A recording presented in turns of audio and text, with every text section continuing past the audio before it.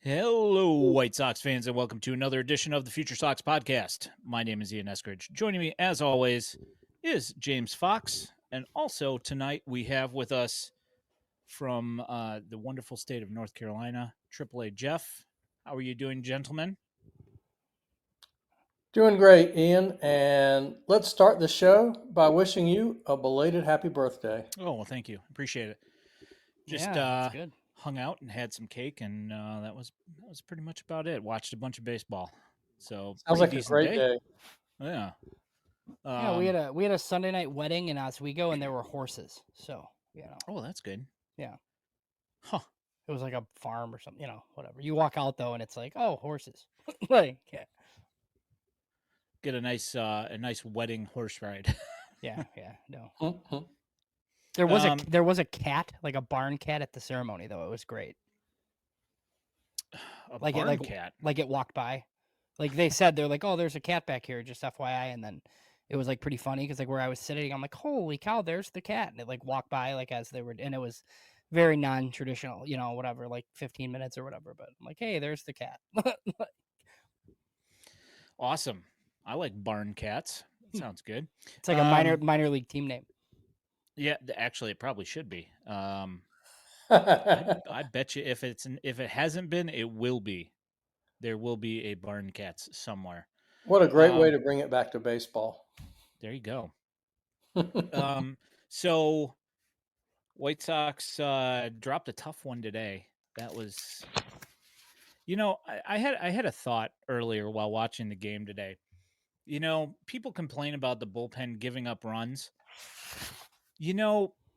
Score? If every time you expect whoever comes into the game to have to be perfect because you've got a 1-0 lead, I mean, can you really blame them? Because if you bring in like three guys, right, one of them's bound to have a bad day, but the other days it could be one of the other guys that has a bad day. It's like a continuing cycle. The problem here is that this team does not score runs. Yeah, and every reliever's pitching high leverage innings essentially because you're like up 1-0. On the other hand, when this team set their record for ineptitude last year, they also set a record for blown saves. Yep, But you're right. that's I true. mean, two things can be true: the bullpen can stink, and the offense can't score runs. Yeah, I kind of have a feeling that I don't think that the team, I don't think the bullpen's really all that bad. I mean, I'm not saying that they're great. Like, you don't have an elite bullpen by any means, but to expect them to have to, I mean, it's literally, it seems like 80% of the time they're coming in with a 1-run lead. And you've got to get through like 3 or 4 innings with a one run lead. Yeah. What does anybody expect? Well, Fair. and you want to use your best guy in the highest leverage spot, but then you don't have that guy for the ninth. So, Right. now look, we could get into like potential options here because I don't really know what they're waiting for. Yeah, Like I with think some, that that's like it a just good. doesn't really make any sense to me. Yeah, I think that that's a good transition. So I mean, we've talked about this in the past here, but I feel like there's a couple of names that have kind of crept up in recent weeks here that are making a play to possibly come up and stick in the bullpen here in Chicago, assuming that the White Sox are open to dropping some of this payroll and just kind of eating some of this money of these guys that they are paying so far. Um, and obviously, like one of the big ones is going to be Peyton Paulette, who has been absolutely bonkers. I have it written down here. Like just in May, 9.1 innings pitched, 4 hits, 0 runs, 3 walks, 13 Ks in 8 appearances. Yeah, and I saw. That's like pretty much what the doctor ordered. Well, and I looked earlier, and even with like a couple of blips, like it's over 13 Ks per nine and like a FIP like in the twos, like in the Southern League, like that. Like there's all this talk about Grant Taylor, right? How Grant Taylor's gonna come up and save the day in a bullpen role. Like, can I see Peyton Paulette first? I mean, do you? Do you really need to? I mean, I'm not saying that I don't want to see Peyton Paulette first, but why not just bring them both up? I mean, we have some spots here that could potentially be turned over pretty easily, and nobody would bat an eye. Yeah, true. There's 2 guys in Charlotte too. I mean, Yeah. like you have like Addison Coffey, who they seemingly like won't give a chance to, and then you have Wickelman, who like just converted and he's been good too. Yeah, yeah. So who would you jettison out of Chicago first? Like, I mean, who's at the top of your list? well, I think you have guys with options, right? So, I mean, yeah, like you don't need a 40-man spot for Wickelman. So he's actually like the easiest because you could just send one of these other guys down and bring him up and be like, hey, this guy was the 4th piece in the Crochet trade, and we haven't even seen pieces 1 or 2 yet. It's like a really easy sell, to bring him up and do that, even if you want to wait for Paulette. And then with Coffee, I just like, we've been talking about this for weeks. Like, I don't know if it's the walk rate or whatever, but like, it's just another org win for me. Like, that's a 3rd rounder that you paid $50,000 to. Like, even if it's him instead of Jordan Leisure, I mean, it's still like it makes the org look good. So I just, I think there's some options, but I will say, like, if they score 1 or 2 runs a game, it probably won't matter. Like, those guys will be bad too, probably. Yeah, I think that one thing that I've said over the last couple of years is that no matter what, you have these guys, you have certain guys that are high leverage guys, and you have certain guys that aren't high leverage guys. The problem comes in when every single opportunity that you put these guys into a game, if it is a high leverage situation because you only have a 1-run lead, you're going to have guys fail just because they're not built to be in that role. As far as the Addison Coffey thing, yeah, I think it has to do with the walks here. And his last couple of appearances have been really rocky. There's been a bunch of traffic on the bases, and he's gotten out of it without much damage done at all.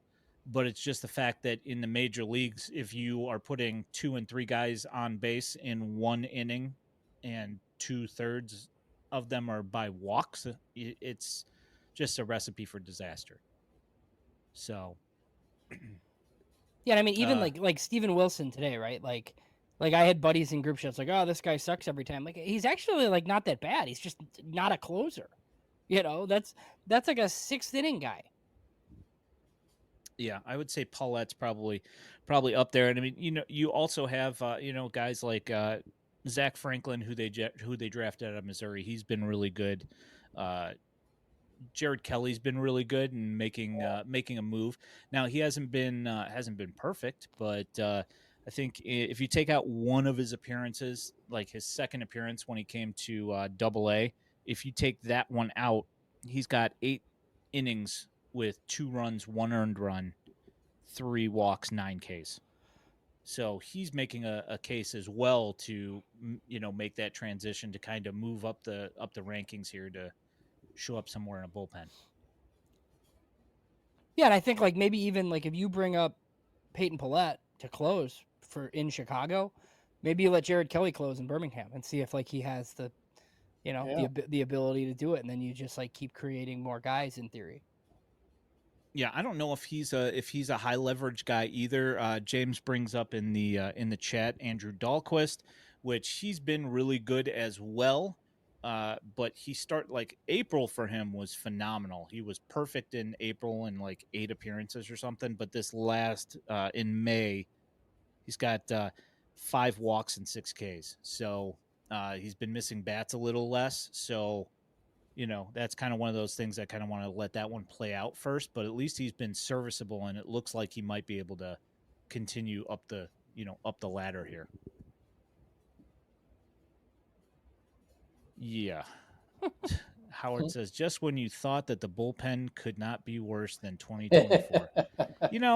I don't know if I necessarily say that, though. I don't think it's worse, and I think they have reinforcements coming. I think the biggest issue is like a guy like Cam Booser, who I think could be the second lefty on a contender, is just like his numbers are going to look terrible because of like what they're asking him to do right now.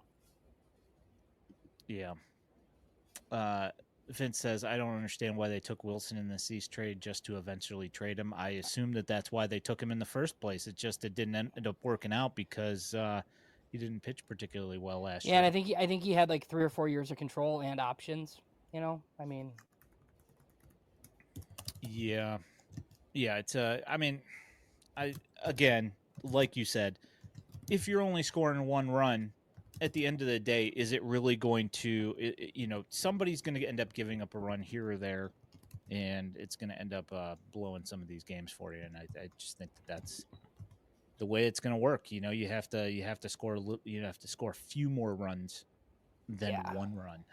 Well, and I think like with these games too, like look, nobody's really expecting the White Sox to be that good, so I don't know, like these ones aren't even really like hurting me that bad. It's like kind of annoying, but like I like the way the starting pitching is like going. I mean, I'm just like very impressed with the starters, even the fact that they can go sign an Adrian Hauser for nothing who was pitching in Triple A, and all of a sudden he looks like a couple adjustments later, like he looks totally fine, he's like throwing all the ground balls that he did when he was like a monster in Milwaukee. So, those types of things, and then you'll win, enough like when you score because because your starting pitching's pretty good, but you're going to lose most of the time if you turn it over to the bullpen, like to get 9 to 12 outs. Yeah. And I mean, when it comes right down to it, nobody expected this team to be, to win any games really. And they've got just as many wins or more wins than Baltimore. Yeah, it's insane. Which who had that on the scorecard for this year? That's pretty bonkers. So here's an interesting idea. What do you think about turning around and trading Hauser right now? Yeah, like tomorrow.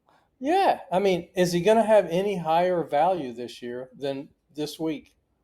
Well, if he stays decent, they'll move him in July. Yeah, in July. I understand why you trade in July, because you can just get a king's ransom for people. But my gosh, there are so many teams that could use a guy like Hauser right now or Talkman right now. And I just, like everyone else in the room, would love to see some roster spots open up. Yeah, I just think if it's not him, you're starting Owen White or somebody like instead. It just that's the trade-off. Or because I don't, because the other one, what they have Bryce Wilson, who I kind of like better in the bullpen. But you could jettison him too, for all I care. I mean, if it means like Coffee or Paulette or whatever, like he can go too. Yeah, I mean, we'll see. I mean, look, we're not that far from trade activity, I feel like. Hope so. So Vince asks, is it Bannister that's working magic with Hauser? I thought he had worked on something before he signed. Yeah, it was like his last 3 starts. Was he in Round Rock? Yeah, I think so. So his last 3 starts with Texas were like really good, to the point where like something clicked, like something happened, and then he had like an opt out. Texas wasn't ready to add him, and he basically forced his release and signed with the White Sox like immediately. So no, yeah. I mean they figured out something there, which is interesting because Texas is like not known for developing pitching. I mean their big league pitching coach is Mike Maddox, but they've had a tough time developing pitchers. Yeah, have you seen? Speaking of trade talk here, yeah, I saw that. I checked on it. I heard it wasn't true, but okay.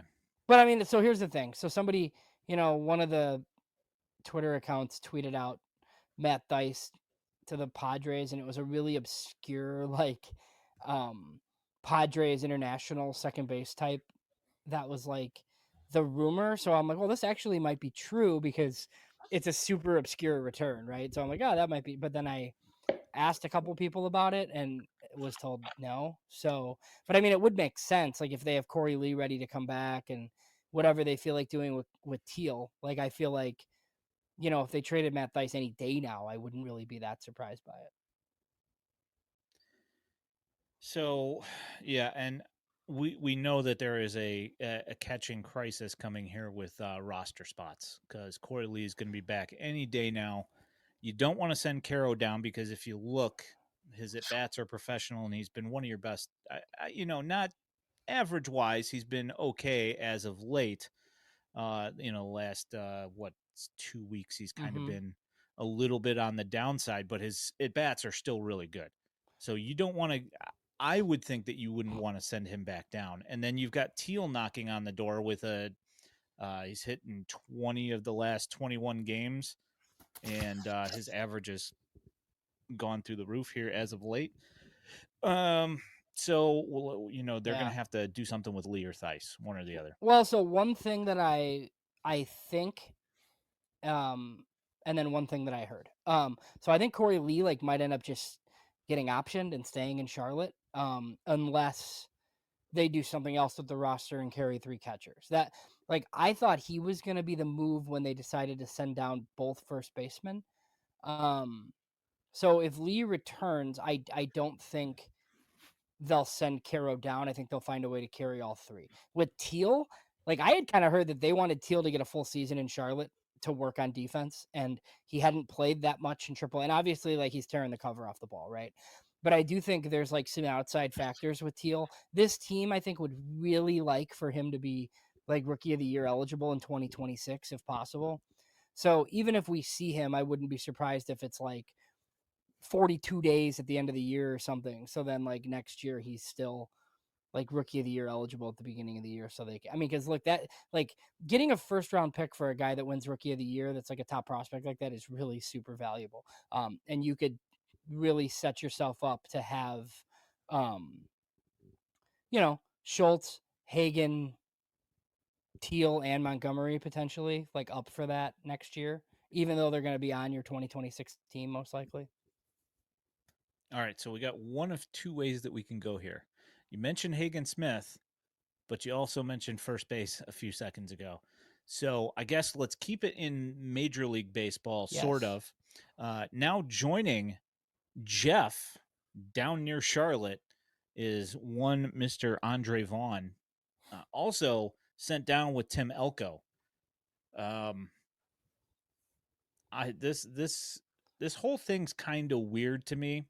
I know that they've been preaching flexibility, but as you saw in the game yesterday, where you had Sosa at first base, it ended up costing you the game probably. Yeah, right. Because you don't have an actual first baseman on the roster. Yeah. So at what point does the ability of having somebody who actually knows how to play first base outweigh the ability to have all this flexibility because your roster is constructed in such a goofy way? Well, so I thought it was very curious. I guess it makes some sense after seeing it, right? Because they want to DH Andrew Benintendi every day if they can. They don't want to play him in the outfield. And then I think they want to play for whatever reason, right? They paid Josh Rojas pretty decent money. So Josh Rojas is going to play against right-handed pitching. Vargas is going to play against everybody, right? And Sosa's definitely playing against lefties. So, my guess is they sent Tim Elko down with a plan, something, work on this and this, you'll be back type of thing. There was a question about Vaughn. Look, I think they'd love for Vaughn to go down and rake so they could try to trade him. I don't, and this isn't just me being cynical, because, we didn't want them to pick up or to tender him in the first place. I don't know that he hits enough to ever come back. I just don't. I'm just not sure about that whole, confident about that whole thing where they might just have to cut bait at some point here. Cause look, I think they'd like for him to go on a tear and come back and hit, and then you can trade him for a DSL prospect or something but I also don't it just, and this is just a hunch of mine.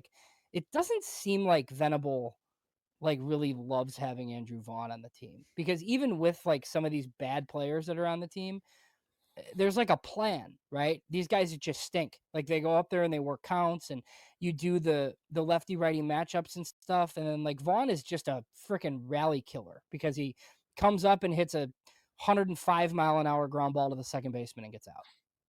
Like, and it's in just double play. that's what I mean. Like Yeah. like he leads the world in hard hit ground ball double plays. It doesn't really do much for you. And it's like the the first game that he was back in Charlotte. Not only did he have an offer, but he had a ground into double play, Ugh, and he also botched a ball that grounded to first base, and he fell over, on the ground and was rolling around. that So was I mean, it's like beyond ugly. Ugh. it's just more of the same. It doesn't matter where he is, like which affiliate he's playing for. They could send him down to Kannapolis and he would still be bad at defense, still be bad at base running. He just might hit a little bit more. That's about it. Is it out of the question to think that, Colson went to Arizona and Ryan Fuller was able to apparently fix him? What about sending Vaughn? Because I mean, I'm it not, can't hurt, right? I guess a weekend is not much to go on, but Vaughn he looks so lost. So Keith Law was on 670 this weekend, and while he is like down on Colson just because of like what scouts have told him and like his in-person looks, he did have pretty good things to say about the way the White Sox have approached the situation with Colson and with Hagen Smith. Because he's like, for too long, like teams are just basically like, well, this guy's mechanics are bad, but we're going to throw him every fifth day and like maybe he'll figure it out. Like, you don't have to do that. Like, it's minor league baseball. You can do whatever you'd like, right? Like, hey, let's stop this right now and fix it.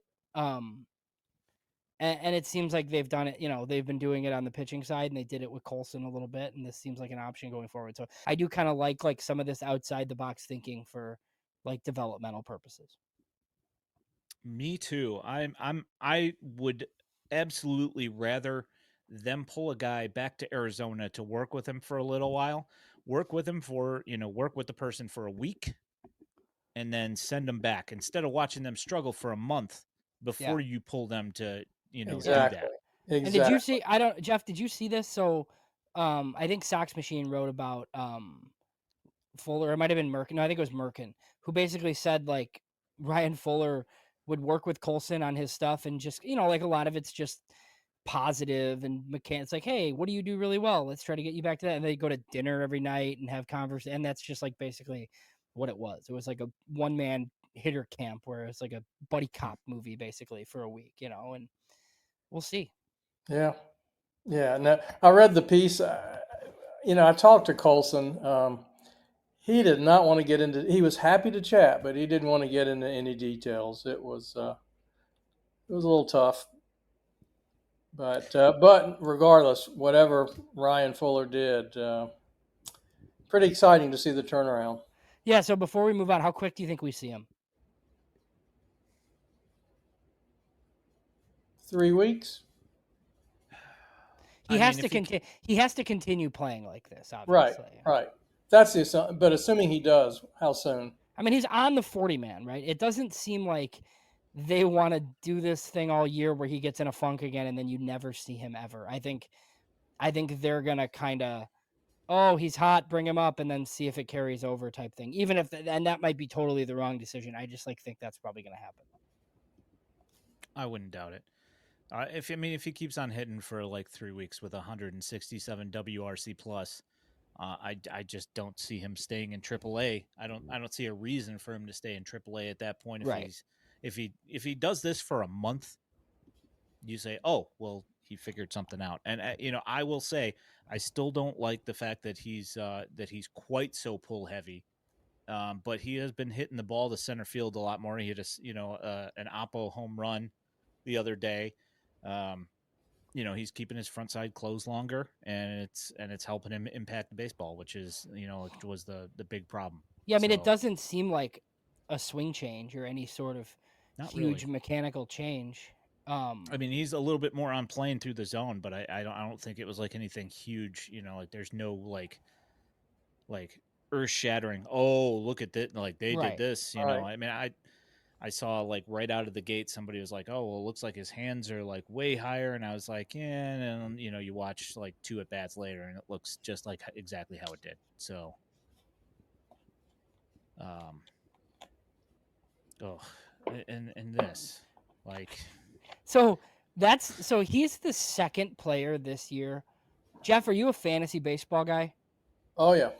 So I'm not, but I feel like just following the draft and the minors, like I've heard of most players. The White Sox have signed 2 players this year that are on their big league roster that I had never heard of like before the White Sox got them, that I really had to like do the deep dive on Vinny Capra and then Joshua Palacios. Like apparently Josh Palacios was like a 4th rounder out of Auburn like years ago, and he's 29 now. Like I didn't know Joshua Palacios existed. And he's actually like been kind of okay, but against righties anyways. No, I'm with you. Because of fantasy baseball was I aware of Shane Smith last year. In fact, I picked him up on my team. That's been gold. But Vinny Capra, nothing. Never heard of him. yeah, he's. He hit well at one point, but he's past that point. I don't know how you justify signing a guy that's batting 074, even if he is friends with Walker McKinven. Yeah, and I think it was kind of like, Amaya couldn't hit it all and was great at shortstop. This guy has power and can't hit it all and can play multiple spots, but he can't play shortstop like Amaya can, know. So, and that's like, so it seems like the Lenny Sosa problem, right? And I didn't know that, we're not necessarily going to get into him, but like, defense isn't like the strongest suit. He's hitting pretty well, but not enough to be a horrible defender. And they're just not going to give him second base, I don't think, because there's just too many other guys that can play there. Yeah, baseball brings up the Sporkle quiz at the end of this. Oh year yeah, I'm gonna miss some.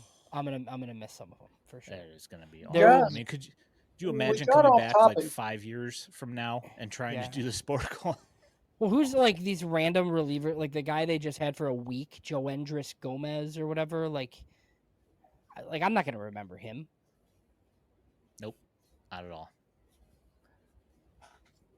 What'd you think? Guys, we got off topic. I was curious to hear your predictions for Colson's promotion. Oh God. I don't know. I mean, you see it sooner than later?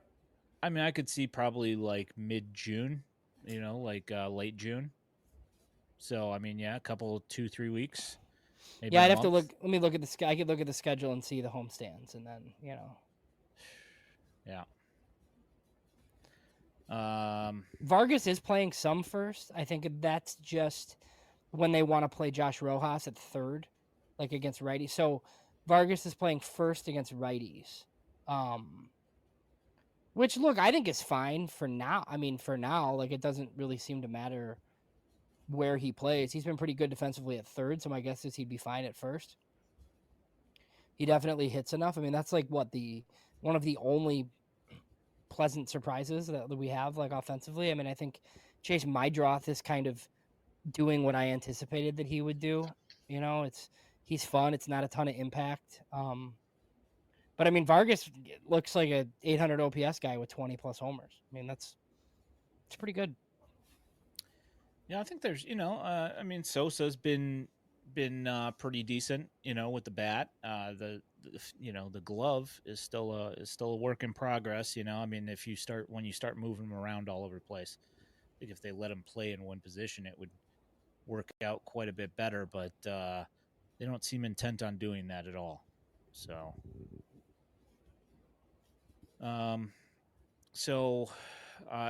back to the first base thing. What are the White Sox going to do here with first base? I mean, are you just expecting to see Vargas and Sosa flopping off, but over there? Jeff, what do you think, man? I mean, I think Elko will be back at some point. I think the biggest problem is not having DH available really, because they have 6 outfielders on their team and they don't want to play Benintendi in the field because he's bad. So if he's the DH, that really takes the spot away. I don't know how it's going to happen, but I remain optimistic and believe that Elko is going to be back very soon, sooner than later. And I think the only thing that can complicate that is if Vaughn starts hitting, and I think that's a long shot. It looks like a long shot right now. Well, I mean, for the longest time, he's been mostly a singles merchant. So, I mean, I don't see him impacting the baseball like Elko does ever. And So, yeah, Elko might not be hitting 200, but this is the team that's what 28th in home runs in the major leagues, and he hit 3 home runs already. in like 30 at bats or something. Yeah, I think there's something to be said for a home run every 10 at bats, even if the other 9 are strikeouts. Yeah, and I was looking at Nick Kurtz, who's quite considerably younger than Tim Elko, but he's at like 120 at bats, and I want to say that Elko was like well on pace to surpass him if he kept at the same rate for home runs, because I think Kurtz had like 5 and he was only hitting like 230. So I mean, he was only hitting like 60 points higher than Elko, but he had time to kind of assimilate into the league a little bit more. So I kind of have a feeling that if Elko stuck, that his average would at least go up another 50, 60 points at least, Mm-hmm. over 100 at bats anyway. But yeah, okay. Uncle Ted says Kurtz had 4 home runs last week. All right, cool. Yeah. Well, Elko had 2. So He has 3, and he has 3 total in the big leagues, yeah. right? Yeah. Uh-huh. Yep. Yeah, Kurtz is a really good defensive first base. I mean, Yeah. Yeah. No, yeah. I mean, he's better at Elko than at first.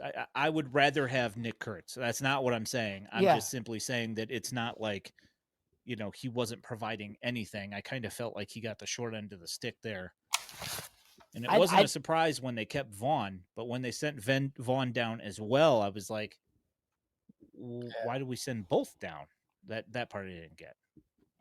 Yeah, I mean, I get it now because they're playing Vargas and Sosa and Rojas, and they have 6 outfit. Like, I kind of thought that, Josh Palacios was going to go down, but apparently not. You have these other. I mean, you have a right field platoon of Slater and Talkman that you wanted, and then Robert's still on the team. I think obviously they were hoping to trade Robert by today. That didn't happen, um, very clearly. So yeah, there's just like a real roster crunch happening. Yep. So, do you guys have anything else that you wanted to talk about up in the majors at all? I don't think so. Yeah, I mean, we can talk about it all day, and still, it's not gonna. It's I still just gonna think be bad. like at least the games like last year, there was like nothing to watch, right? There's a starting pitcher every day worth watching right now, and then there's your 3 or 4 guys that you care about for the future are also on the team. So that's good. Yeah, my kid said literally almost the exact same thing when we were walking back after finding out that they had lost, because we were just out at the field hitting. But we're walking back to the car afterwards, and he looks at his phone and sees that they lost, and he's like, "They lost," but he's like, "At least the games are fun to watch now." Like there's at least like a competitive team on the field, even if the bullpen does go out and blow it eventually, and it's always the starting pitching that's holding the whole thing together. Yeah, these other teams can't wait to get to the 9th inning. Yeah. Yeah, it's like these other teams are just, waiting until they get the starting pitcher out, and then they're like, "Okay, here we go. All right, now we can start playing again." Cuz I mean the starting staff has looked really good. So, all right. To answer you, Howard, no, Grant Taylor has not been closing. He has been in a setup role. He's been pitching the 7th. I think he's pitched the 7th inning all 3 times. I think maybe the 6th once. But I don't think. And he has been disgusting, like as Yeah. we've expected. Like, Yeah, he's got 3 innings. I think he's got 0 hits allowed, no runs, and he strikes out 2 an inning every time. Yeah, I mean he's throwing 101 miles an hour. Yeah, that's been pretty good. I mean, not that we didn't expect it to be. I just wanted to see it in the starting role. Yeah, I mean, but, like put Hagen Smith in the bullpen. What do you think it would look like? I mean, come on, like it's like the same thing. Yeah, probably. So moving along, actually, since you bring up Hagen Smith has been moved to Arizona to rehab for some soreness, which apparently the soreness is now gone. But Dissipated, yes. But they think that the soreness is being caused by a biomechanical issue, so he's out there rehabbing. Your thoughts on that? Well, so I feel much better than I did last Sunday when I was like pretty worried about this. I mean, you watched him. Like, I thought he was like flying open. Like, he didn't really look the same. Obviously, his stuff is so good that like nobody hit him still, but the walks were troubling. He reported soreness, clean MRI, totally healthy, totally fine. So then it's like, okay, well, your mechanics are screwed up. So, the White Sox think it's totally mechanics related. We'll see how quickly he gets back and what he looks like. Yeah, and I mean that also explains, if he's opening up a little bit too early, that completely explains the loss of like 2-3 miles an hour, and why his stuff hasn't been quite as dominant as I mean, and he's been real good. I'm not gonna say that he's been bad. I'm just saying, like, we haven't seen like that 97 mile an hour just absolutely dominating everybody that walks in the box, Hagen Smith, yet. Yeah, he's not going to be able to live at 94. So. Yes. And to answer you, Uncle Ted, the White Sox are not moving all of their top pitching prospects to the bullpen this year. That's just not happening. I mean, at least not until way, way, way later on in the year. Yeah. And I still don't see it happening then. Jack, I would not. I would still rank Schultz higher. Yeah, Jack asks if you would rank Hagen higher than Schultz in updated top 30. Yeah, I mean, if Hagen had been here the entire year and was just absolutely blowing people away, and Schultz was not, having good outings, then yeah. But Schultz looked good this last start. Granted, I feel like he's working a lot more on his changeup, and that's been in a lot heavier rotation in his pitch mix as of late. But the changeup has gotten better, and he only gave up 1 hit in 5 innings this last start. So yeah, I mean, he's gonna face nothing but righties in the big leagues. So whatever the third pitch is that you're gonna like combat righties with, that's what he kind of needs to focus on. And I believe in this last start he threw 87 pitches, which is good. Is real exciting to see because it felt like a long time coming. Yeah, he's supposed to. I believe that they've taken restrictions off of quite a few of the starting pitchers, up to 100 pitches. So I think that it's just like when they get to about 90 pitches or so, they just don't bother having him getting up again if he's hit 5 innings already. Yeah, right. and I do think like if they have it their way, like I don't know that he makes starts this year. Like Schultz will finish the year in the big league bullpen. It's a Bannister thing. He likes it. It doesn't mean he's not starting going forward, though. That's where, like, if that were the Grant Taylor plan, I'd be totally on board, right? Get him as many innings starting as you wanted, and then he finishes in the big league bullpen, and then you go to spring training and see what happens. Like that sounds great. It just doesn't seem to be what they're doing. Yeah, I was going to ask you about that. So it seemed like he said that there was still a path to him starting, and that they weren't like just immediately writing him to the bullpen. Yeah, that's true. That's what they're saying. I've just heard from people who cover the team that have talked to some of the decision makers that they're like gaga over what he could be out of the bullpen. And I hope that doesn't win out. That's just like my fears. I mean, yeah, like he should come to big league spring training in 2026 as a starter. But I think like once you see him down the stretch, like pumping 101, like out of the bullpen, it's very hard to not just have him be the 8th inning guy or the closer. Yeah. I mean, when you watch that, it's like, okay, I understand why they want him in the pen, but we thought that's what was going to happen. So nobody's surprised that he's throwing Right. 100 Yeah. plus out of the bullpen. Well, and to me, so I guess the one thing for me is like if they feel like he's just not even that he can't hold up, right? But that it's gonna take so long to build enough innings that they want him in the big leagues now, and they're gonna try to do like a crochet thing somehow and not rule it out long term. Like I guess I could see that maybe. Where they're just like, this guy's too freaking good to like waste our time with him, like in Double A, like throwing 70 innings every year. So like I could see that. I just like wanted explained better. Yeah, that makes sense. I mean, essentially, he's following in the exact same path that Crochet was following in, that was what he had going on with college and whatever. I mean, minus the TJ, of course. Yeah, similar amount of innings too, I think, right? So yeah. So not too off here. Do you have something to say there, Jeff, that we cut you off? No, not at all. I share the same frustrations you guys do with Taylor. But your comparisons with Crochet at least give me some reason for optimism. That Well, I mean, it's Crochet was not a done basically deal. just like, I'm doing it. I'm going to start. If Right. you guys will let me do it, I'm going to do it. And then he showed everybody, Taylor strikes me as a guy with that mentality as well. Yeah. So here's the one weird thing I thought about Grant Taylor is like, last week he pitched 2 innings, so he had two appearances. So what's the difference? It's like, obviously, if you've got him throwing 2 innings out of the pen, what's the difference with him throwing 2 innings starting? yeah. Like I just.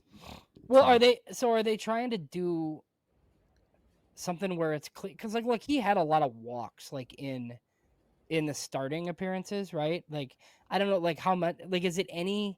I haven't heard anything about like Paulette, right? Paulette would get too amped up and his stuff would get worse, and like it was just better for him to move to the pen, right? I haven't heard any of that type of stuff with Taylor. I don't know if they're just trying to. I don't know. I don't really. I mean, does he need to come in the 7th to prove that he could also do it in the big leagues, like to close out the year? I don't really know that. I don't either. When he was pitching in the Arizona Fall League, he walked a lot of guys, and that like pushed his pitch counts up pretty quickly out there. So he would only end up getting 2 innings in because he would end up walking like 3 or 4 guys. But I don't remember that from this year. So far, even when he was starting, and I'm going to bring up his game log right now just to double check that I'm not going bonkers here. For Taylor? Yeah. Yeah. I mean, he had 4 walks in 1 start. In his second start, he had 4 walks. Other than that, it's like 2 walks. He hasn't walked a guy in May, and that includes 2 starts. So like he wasn't walking that many guys. I don't see the thing either. Is like if he knows he's only pitching 2 innings, just go out there and throw 101. If you want to see what he's going to look like out of the pen, right, but start him and do it exactly. Yeah, right. What's the difference? But anyway, that is the way that is going. So we are 45 minutes into this here stream. Do you want to just go ahead and start running through some of the minor league stuff going on here in the last week, because there's been a lot of developments this last week. Yeah, and as Jeff said, like we can't. I don't think we can start with Charlotte because we're going to take too long. So end with them. That's probably a good point. So Jeff. Yes, sir. The Kannapolis Cannonballers. I think they took 4 out of 6 this week. Does that sound right? Sounds right. I think it was 4 out of 6. Your thoughts on the past week down there in Kannapolis? A couple of things jump out. Number one, they lost 2 starting pitchers, Nick Pinto and Mason Moore. Those were both tough injuries, but they haven't missed a beat. The starting pitching remains excellent down there.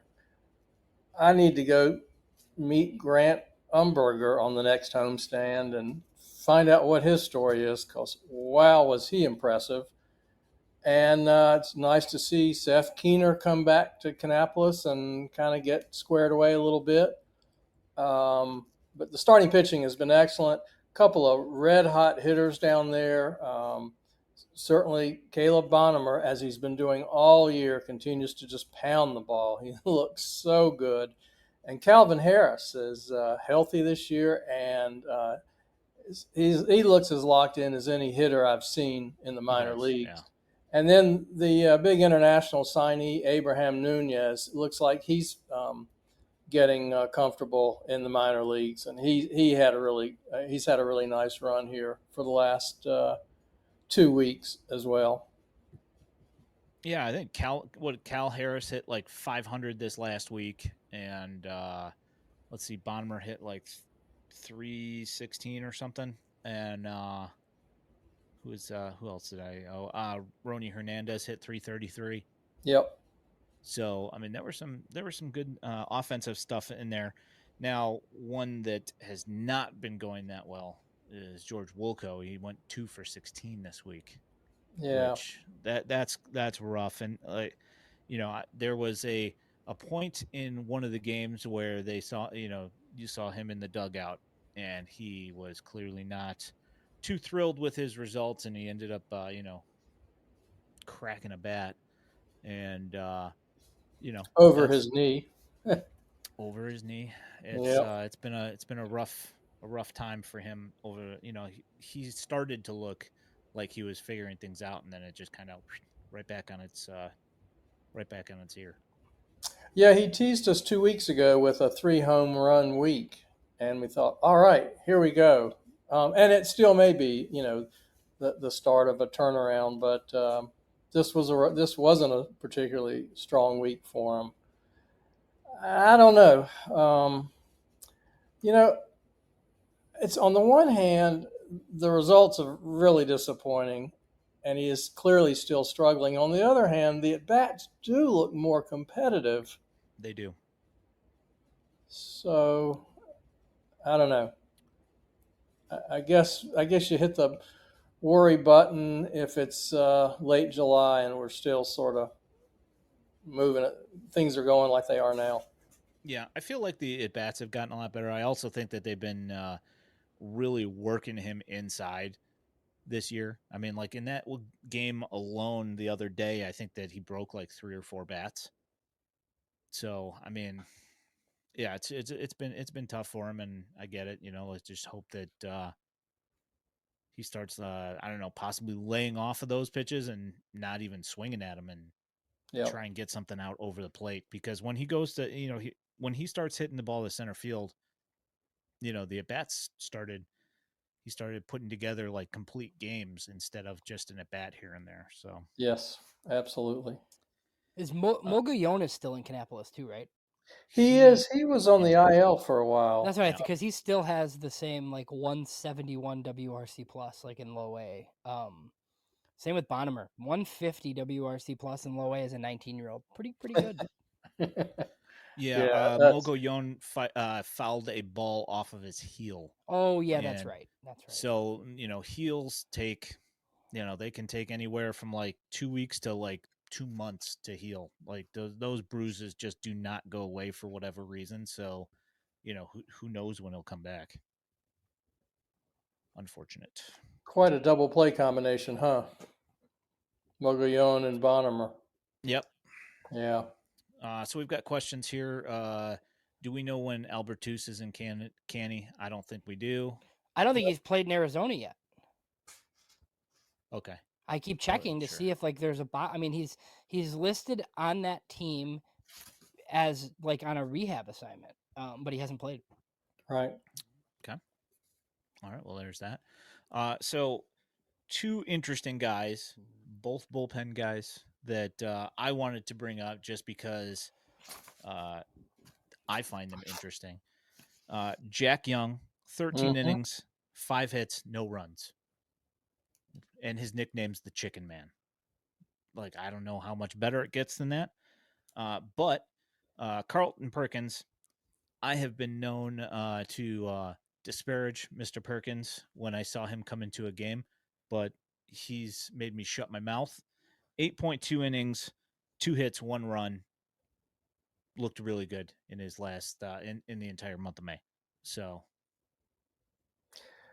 Yeah, it's interesting. You guys were talking about the problem with having to turn to 3 relievers in the major leagues, and one of them's invariably not going to have it. Well, if you've got a game in the minor leagues where you only use 3 relievers, it's been a good game because typically you're going to see 4 or 5 guys roll through there with your starters going 3 or 4 innings.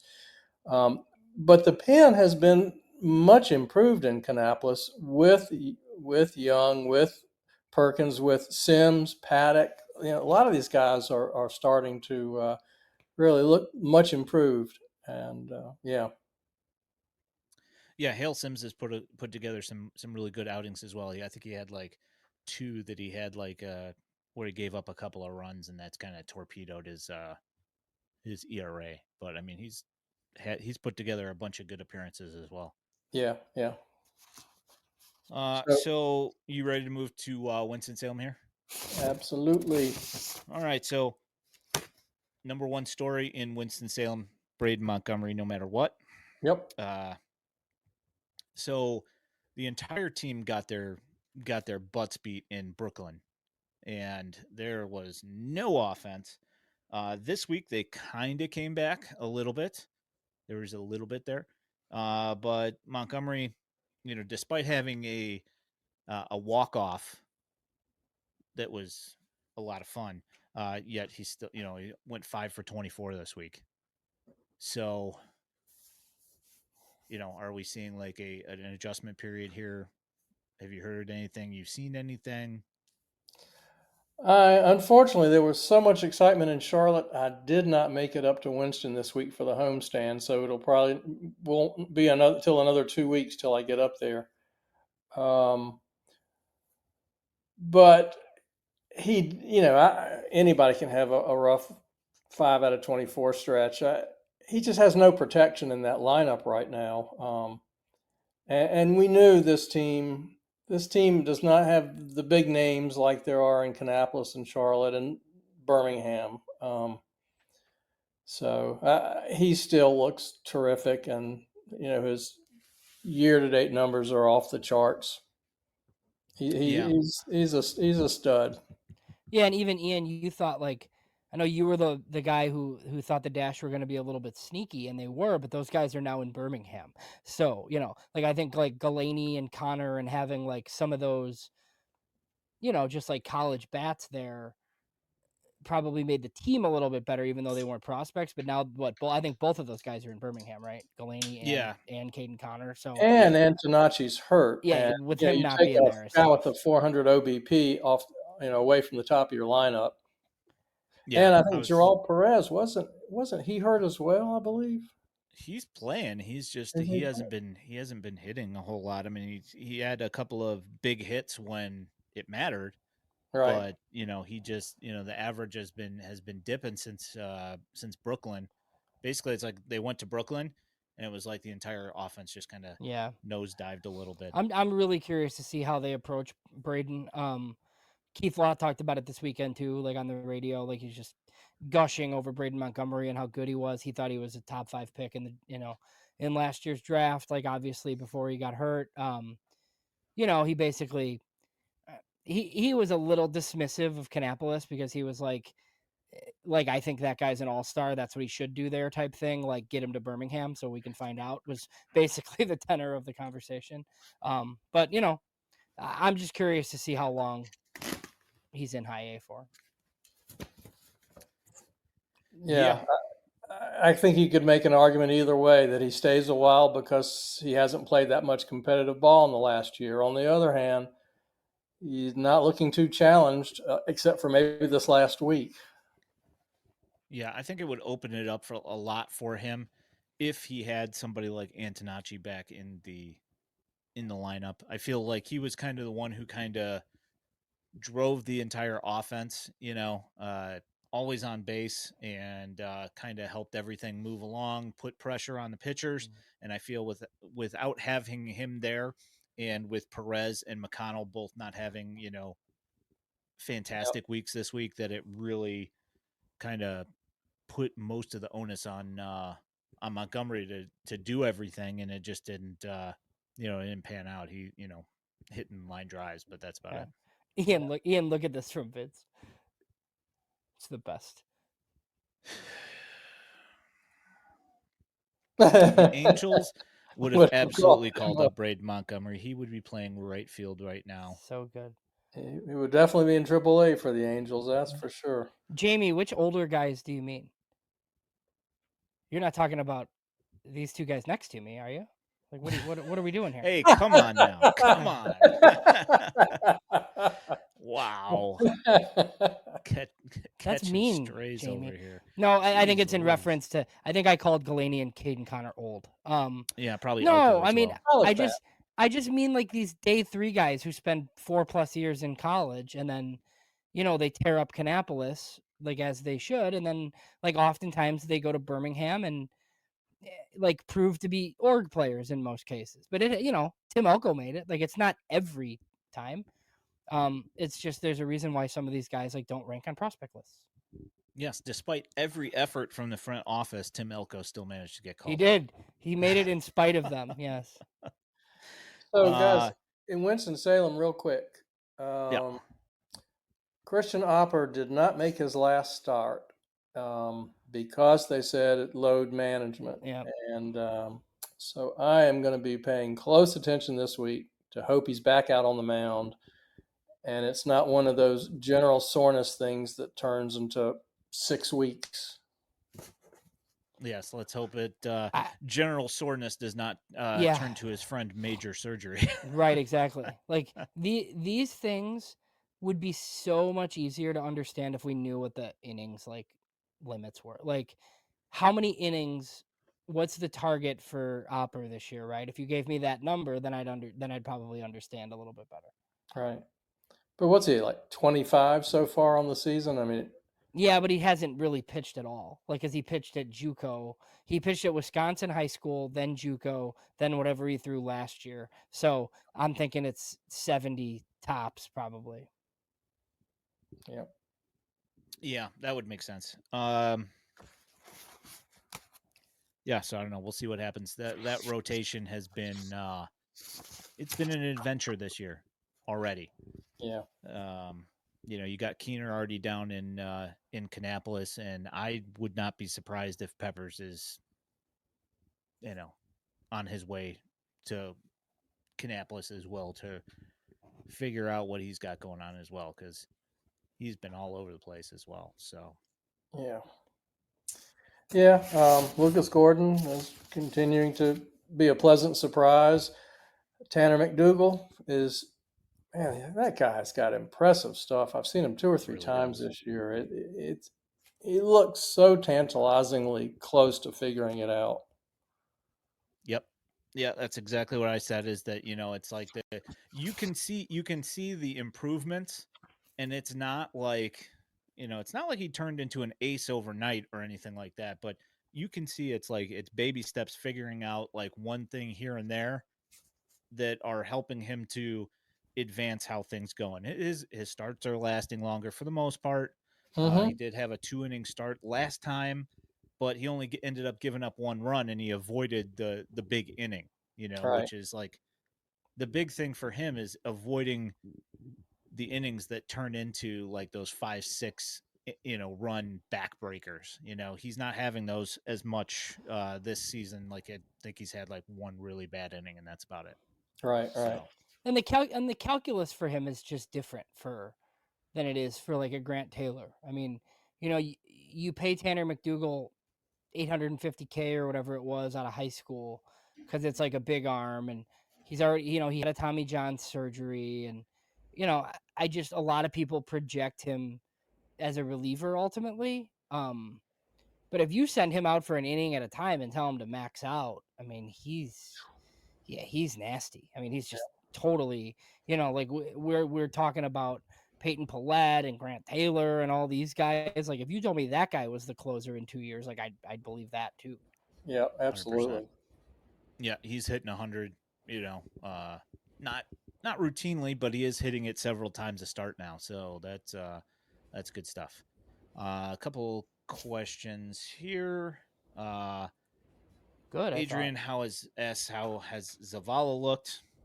He had probably 2 good weeks in a row where I felt like he was building something, and then this last week, and he was like one of the ones I think in Brooklyn that was actually getting some base hits, and then just this last week it was like, not much happened offensively for pretty much anybody really.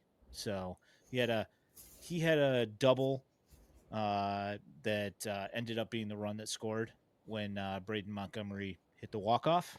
So there's that. But, pretty slow week offensively. Have you guys seen Phil Fox pitch in Winston-Salem? So he's like a 2 FIP guy with an ERA in the mid 4s and averaging like 12 strikeouts per 9. Elijah was telling me that I should pay a little closer attention to him, that he has been looking really good. Ian, have you seen him much? I saw him pitch 1 inning, and he actually ended up getting the loss in that game. It was he pitched the 5th and the 6th. I mean, he didn't pitch bad. He only gave up 2 hits and a walk in 2 innings. He struck out 2 and gave up a run. I mean, it wasn't bad.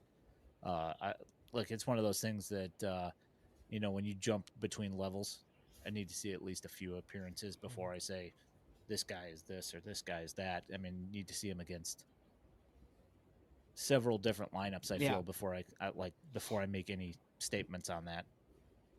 But he's pretty nasty for sure. Yeah, they liked him out of last year's draft, talking about the flat fastball that he throws. Sounds good, Howard. We'll work it out. He's getting Howard. He's getting his own show soon. I mean, come on. No, I don't know. Eric McAtee, I think he pitched once this week, and I feel like he gave up a run in an inning. And Morris Austin, he ended up, I think he pitched the last inning the other night and ended up having a decent outing as well. I was actually kind of surprised that Morris Austin got promoted over Jack Young. That one was kind of a little weird, considering that Jack Young doesn't give up anything. Yeah, I agree. And he was a draft pick. Yeah, and that as well. Yeah, it was kind of weird. Why does Weston Eberle move levels so much? Well, I don't know. If we can get him in at bat in Kannapolis this year, he'll have him in all 4 affiliates. Because that would be amazing. Have you ever Wouldn't that be wild? Have you ever heard of Daniel Milwee? Yes, Daniel Milwee. That's why. Because Weston Eberle will be the Cannonballers bench coach in 3 years. That's why. It's like, hey, this guy's down. Like, I need you to come down to here. Okay, cool. Like, he's just a traveling org catcher. I can see Weston and Cal Harris swapping positions, swapping cities here pretty soon. Yeah, I mean, even if it's only for one game, just so he could get all 4 affiliates in 1 year, that'd be great. Yeah. You got anything else in Winston-Salem? Nope. All right, so there have been a bunch of questions and people asking us to talk about Oscar Colas, please. who wasn't Double-A for a little bit. Ken Williams is like a secret advisor in LA. I'm convinced. Yeah, well, hopefully he enjoys his time with the Angels organization. With how they operate, he'll probably be in. I think he's in Double-A for them. But yeah, he's on the Trash Pandas. Okay. So yeah. I have a lot of questions for you guys regarding the Charlotte roster. All right. Well, let's just. I'm just gonna bust through this really quick. Jacob Gonzalez had a good week. Batted. He was 7 for 23, hit 3 home runs, had 5 RBIs. Is it the first week with the torpedo bat? I think it's the second week. Last week he hit pretty well. So yeah. I think that it, and whether or not it's a placebo effect, that I have no idea. Like, I don't know if it's actually like really making that much of a big deal, but I do know with the way that it's weighted, that it, with them dropping the weight down on the barrel, that it does make it faster through the zone a little bit. So maybe that's the change that he needs. I don't know. Yeah, and I But, mean, look, if Jacob Gonzalez hits at all, he's going to be in the big leagues because he can play defense. Yeah, that's true. But he plays shortstop and second base, and everybody that the White Sox have been getting is a second baseman or a Right. shortstop. Can he be Vinny Capra? He could probably hit more than 074. I would think, possibly, maybe. I don't know. With the torpedo bat, yeah, sure, why not? He'll hit Yeah, 130. like Birmingham is still interesting for the same reasons. Like Noah Schultz had a great start the other day. It's all about innings for him, and I know Jeff kind of mentioned 80 pitches. Like if he's consistently throwing 5 innings, like I think Noah Schultz is going to be fine. We're obviously monitoring Hagen's return, and then you have Grant Taylor and Paulette and Jared Kelly in that bullpen. So they don't hit much, but they don't really have to all the time. Yeah. Oh, and on the news of them being more willing to fix guys and not let them just either drown or flail. They took Gil Luna out to Arizona as well to do biometrics work to try and sort out his stuff that he's got going on with his command. Because if you remember when Gil Luna first got drafted and pitched for the Dash, he had something like 20 something innings or something like that without giving up a run. He was money, lights out, and then he got injured, and it just kind of all came off the rails. So hopefully they sort that out. And we're not at Charlotte yet, obviously, but Iriarte is in Arizona as well, doing the same thing. Yeah, I was wondering what's going on with him. Yep, yeah, he is in Arizona doing some biomechanical work. So, Jamie's asking, and this is no. Predict the Sox infield next year. Pass. That sounds like an awful endeavor. Well, I think the first so Vargas, Colson, Montgomery, Mydroth, and Humpty Dumpty. Yeah, I mean, Pete Alonso, baby, let's go. No, I don't know. My guess is bad veteran first base DH type and Tim Elko. No, let's go ahead and take a catcher and put him at first base, or we'll take a second base or a third baseman or a shortstop and put them at first base because first base is easy. Tell them, Wash. Yeah. Yeah, I mean, like Teel and Caro will both be on the team, but I think they'd be more likely to DH one of them than play one of them at first. This is one thing that I also noticed, Jack. He says, looking at the clips, Gonzalez is pulling off the ball so much. I also kind of feel like I've noticed that that same thing where he's kind of pulling, where he's kind of leaning backwards when he's taking his swings.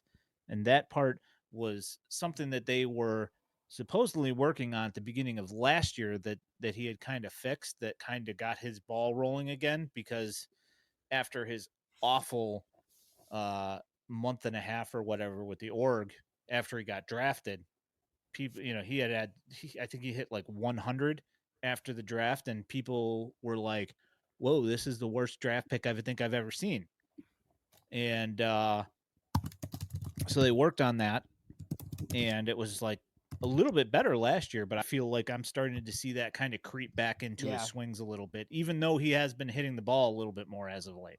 And I'd prefer he hit for power than be this, like, because he just he's a tweener and gets stuck in between, and then he's doing nothing when he's trying to have this all around game. If he walks and hits some homers and plays shortstop, that's probably the best outcome. So, we could pretend like Grant Taylor is the first round pick, but then you realize that they spent a first round pick on a closer if you do it that way. So that's really not much better. Well, I mean, was the I'm trying to remember dude from the Angels, Ben Joyce, was he first rounder? Second rounder. Okay. All right. My bad. But they, took him in the second round and just rushed him to the big leagues, basically. The Sox have done it before, though. Royce Ring was a first rounder. Yes. He was a closer, Aaron Pareto was a closer. He just was masquerading as a starter and nobody told him. Yeah. Yeah, there's been a bit of that. All right, so the Charlotte Knights, yes. Yeah, let's move to the Knights, and 167 WRC plus for Colson. It looks like possibly Ryan Fuller may have at least got to Colson enough that it has at least made him impact the ball a little bit more. At least. Yeah, it's not, his outs aren't strikeouts necessarily, you know, as much as it was. He's not as passive, I don't think. Yeah, I feel like he's got what, like a 20% K rate and like 10% walk rate, something like that. So, not bad. You can take that. So let's move on from. I mean, we talked about Colson earlier. So let's move on here, Jeff. Who else do you want to talk about that's doing things in Charlotte? Well, I got a couple of guys I wanted to ask you guys about. One is Brooks Baldwin, because, as I have said, I watch a lot of minor league games. I don't watch a lot of Sox games. I know his numbers were kind of underwhelming. I'm just curious what you see with him, because last weekend, my first live look at him in a long time, he looked phenomenal. Yeah, it might be a mental reset thing, possibly. Also, you know, like I mean, like the main thing that that he said that it was that he needed to work on some things defensively, especially.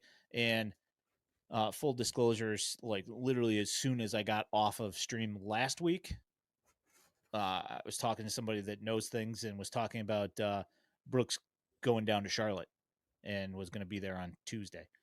And, you know, echoing the same thing, saying that, you know, it's a lot of defensive stuff that he's got to work on and hopefully get a mental reset on the bat, you know, to get him back to impacting the baseball. And this week, if that's how he's going to be, that's good.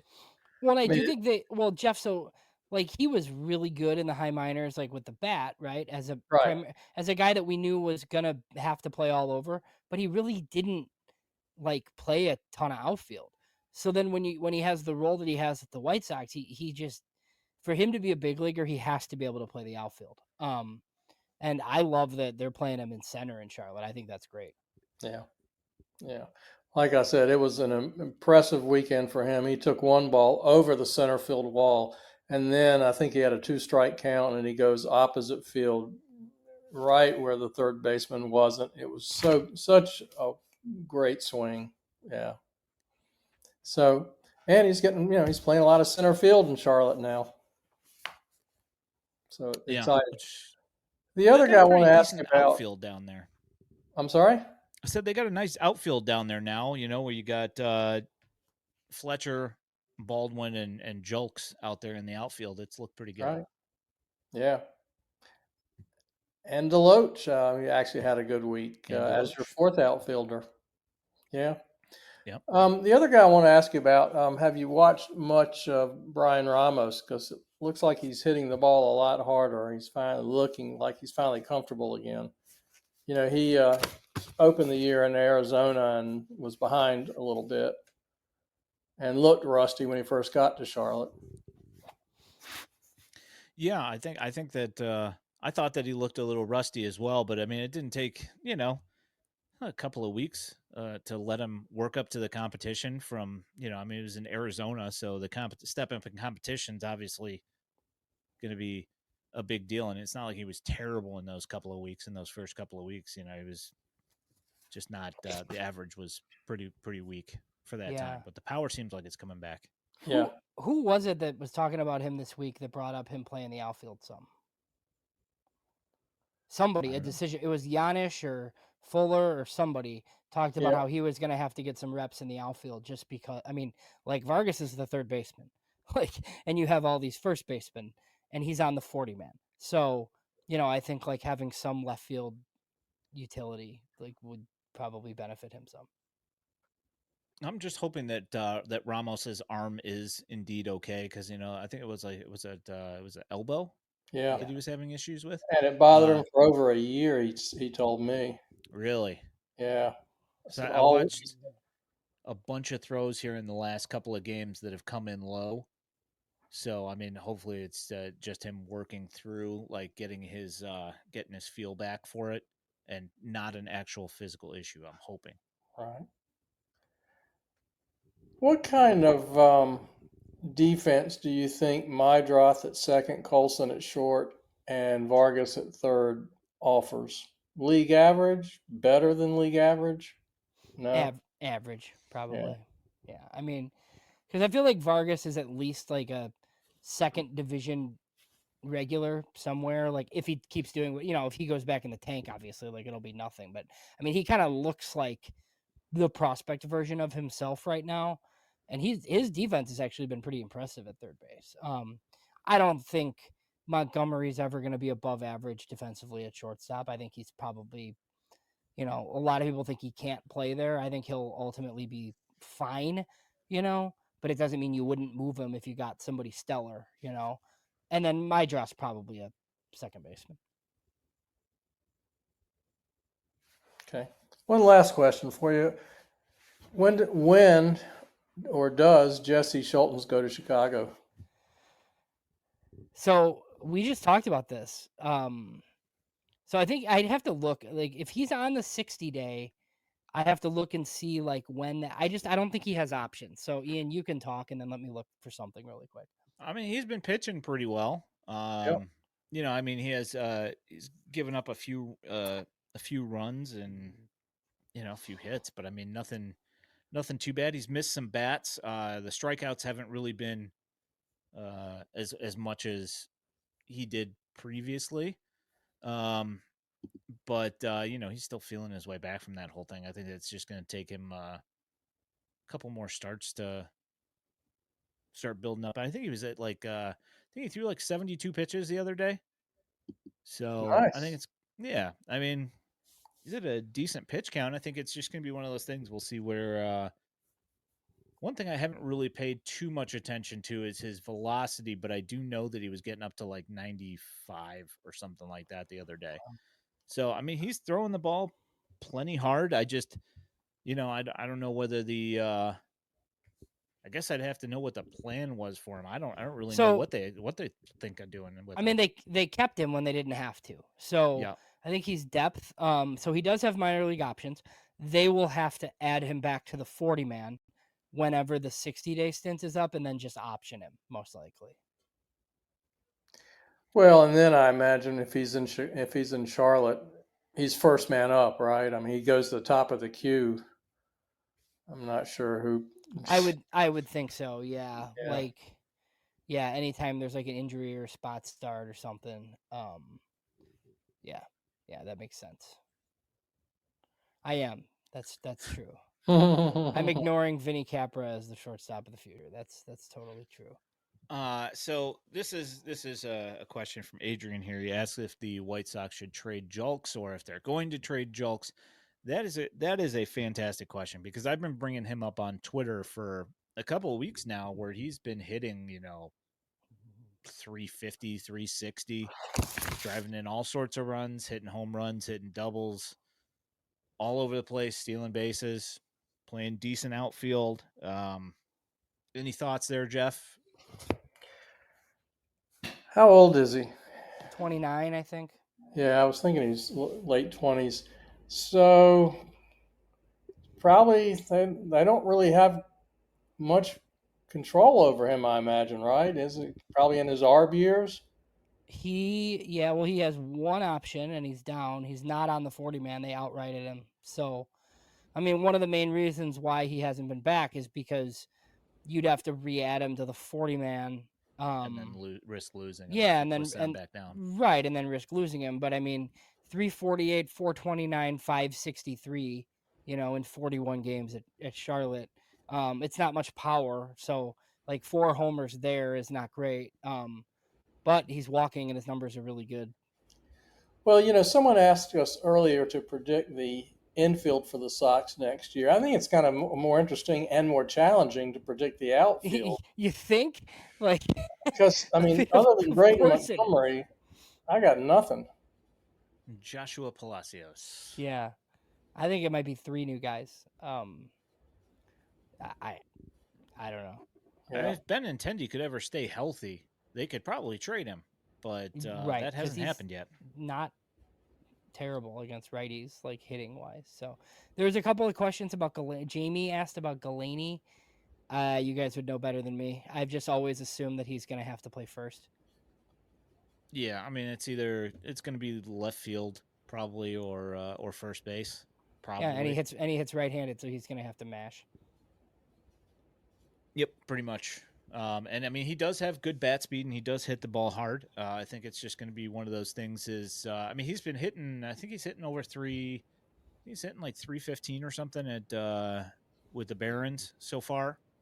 That's a heck of an accomplishment. Yeah, no, he's looked pretty good. I think just Ryan Fuller mentioned him this week as a sleeper in the system. So yep.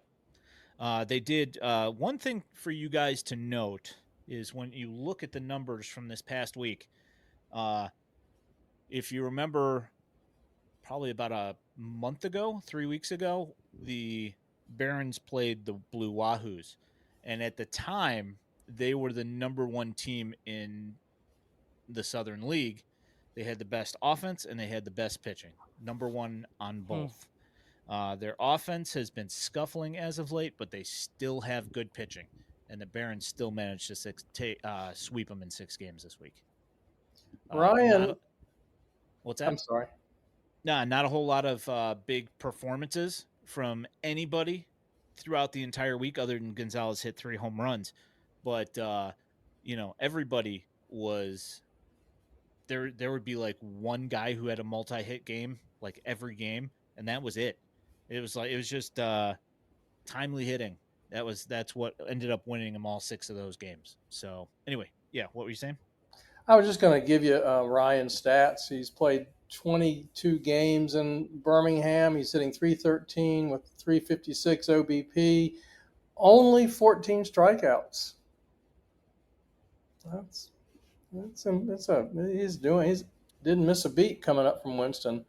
And, he's not like this big lumbering first baseman, like Elko. I mean, there might be a shot he could be a corner outfielder. Yeah.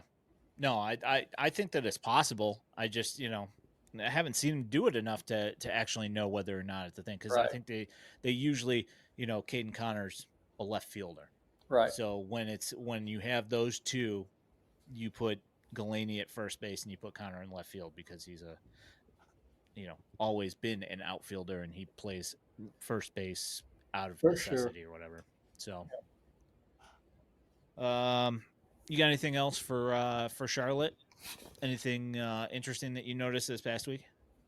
No, other than just I have a general comment that I need you guys to sort of bring me back down to earth, because after this past weekend, it is as fired up as I have ever been about White Sox prospects.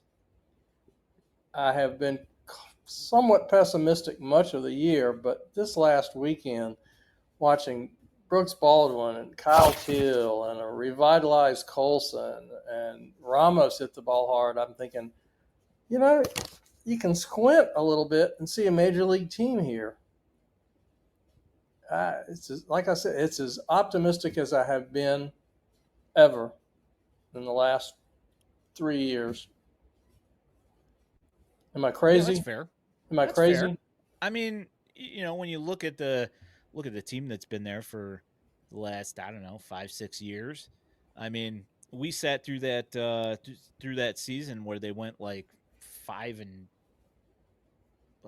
what was it? It was like 10 and like 36 or something in the second half. I mean, that was the worst thing ever. I mean, they didn't have any pitching. They didn't have anybody that could hit either. Right.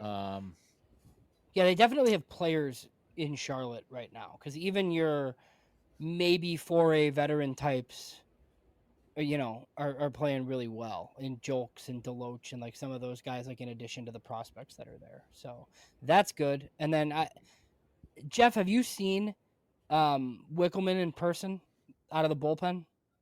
I have not. I don't think I've seen him pitch yet. No. But I know his stats are great. He's done pretty well. Yeah, and one of his issues starting was always that he would like come back out and his stuff would be worse, like in the third inning or whatever. So he can be nasty in relief. I wouldn't be surprised if he's like one of the first ones that we see soon with all these guys we've been talking about. Yeah, if he can manage to cut down on his walks and That's land his it. curveball all the time, should be golden there, I would think. Yeah, But because even Paulette, we'll see. Paulette and Taylor, right? We let off the show talking about like neither guy's on the 40 man. Wickelman is, so that that's an easier one. Right. Yeah, that would make sense. Well, I guess you have to assume that he could easily be the next reliever up when someone breaks. Or just because. Or just because why? Because we feel like it. Yeah. I'm trying to think here. I was going to mention something about Charlotte here that I was thinking about. Oh, I was talking to somebody, and a general complaint that I've heard from multiple people is that the mud that they're using for the baseballs there is affecting a lot of the pitchers, from what I'm understanding. Wow. That Isn't it the big league ball though? It is, yeah. But they're now this is, take it for what it's worth, just what I heard, that they were not happy with that it was being applied super early, so by the time they got the balls they were already dusty again. Huh. So and apparently this is multiple people saying that, so I don't know what the deal with that is, and also that when it gets on seams, apparently it makes the seams slippery, so you lose that grip that you're supposed to have from the seams is gone because that dustiness gets in there as well. So Interesting. You know and what? it's specific to there. Well, when So they're home, they're on the road this week, but when they're back the following week, the guy who's in charge of evaluating and running all of minor league umpiring sits in our press box regularly, and is just a great source of information. I'll ask him about that. I'm sure he's familiar with how that works. yeah, let me know. I'm curious. Yeah. I'm genuinely curious because like I know that they're very adamant about making sure that all that gets done before the game, but I don't know what the specific time limits on that is and why it seems to be an issue specifically in Charlotte. Yeah, interesting. So It's funny, of the hundreds of minor league baseball games I've seen, I've only seen baseballs getting rubbed up with mud once in my life. When you think, yeah, it's kind of it gets interesting, though. done in that secret room downstairs. Yeah, yeah. So yeah, I don't know. It's just something I heard. Interested to hear what you hear about it. If you are out on the field, ask somebody about it. Ask them what they have to say about it. I'm curious. Yeah. Sure. Yeah. So, anything else for you guys? You guys good? So just on the site, I released the Dominican Summer League preview, even though it doesn't open for a week. I think it's like June 2nd is their first game. I don't know for sure that the roster is updated, so I'll just go on and kind of update it as I see some more names. There were a couple of guys who they signed like in this class and aren't listed on the roster yet, but there's really nowhere else for them to go. So I'm pretty sure they'll be there. So that's on the website. And then I will have mock draft 1.0 this week. Ooh. The draft is coming up soon. Oh, and the draft is going to be in Chicago in 2 years. 2027. We will be live somewhere, most likely. That's cool. That'll be a lot of fun.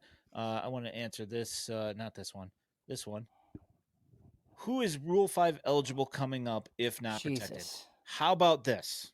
As the Rule 5 draft doesn't happen until December, and we don't know who's going to be here in 2 months, let alone in 7 months, let's worry about that then. Are you guys good? All good. Yeah. All right. Good. I will walk us out then. You have been watching / listening to the FutureSox podcast. If you are listening to this in podcast form, know that you can find us every Sunday night or on Memorial Day here at 8 p.m. On YouTube and the Purple app. You can also find this podcast along with all of our written content at FutureSox.net. If you're looking for White Sox prospect highlights, you can find them on X at FutureSox and now also here on our YouTube channel. If you love the content and want to support us here at FutureSox, there is a link in our Patreon in our channel description and at FutureSox.net. You can also toss up a super chat on a YouTube stream. Also, don't forget to like this stream and subscribe with notifications so you know when we're going live while helping us in the World Wide Web algorithms. My name is Ian Eskridge at Daily White Sox. He is James Fox at JamesFox917. And he is Jeff Cohen at Triple A Jeff. Thank you so much for coming and hanging out in the chat. Thank you for watching. Thanks for listening. We appreciate you guys so much. You guys have a great week, and we'll catch up with you next time